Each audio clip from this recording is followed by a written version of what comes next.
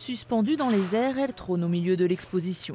Les somptueuses robes du film Peau d'âne, recréées pour l'occasion, sont une des multiples surprises de la rétrospective Jacques Demy à la Cinémathèque française.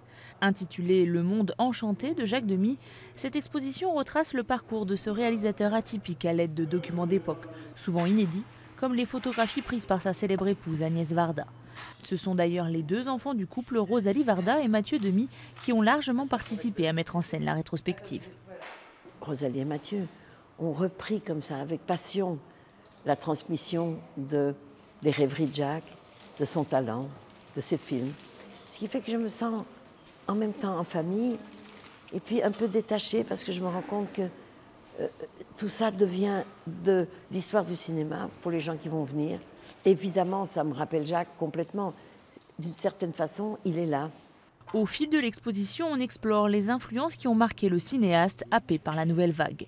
De Nantes, sa ville natale, à sa rencontre avec Michel Legrand, qui fera la musique notamment des Demoiselles de Rochefort et des Parapluies de Cherbourg, un film qui remporta d'ailleurs la Palme d'Or à Cannes en 1964. Des films chantés, véritable pari à l'époque, mais on découvre aussi un autre visage du réalisateur, peintre et dessinateur à ses heures. L'exposition permet de découvrir un Jacques Demy beaucoup plus varié et pas seulement féerique.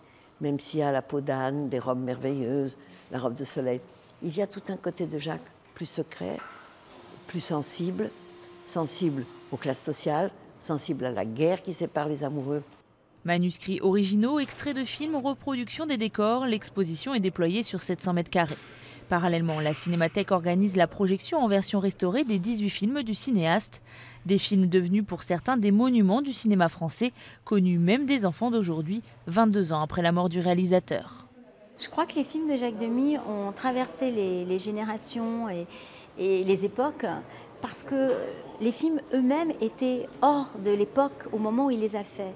Je pense que si vous voulez, l'esthétique des films est tellement forte, elle est tellement intemporelle d'une certaine manière que ça a permis aussi que ces films traversent les générations. Pour plaire au plus grand nombre, un parcours pour les plus jeunes est même proposé. L'exposition ouvre au public mercredi 10 avril et restera ouverte jusque début août.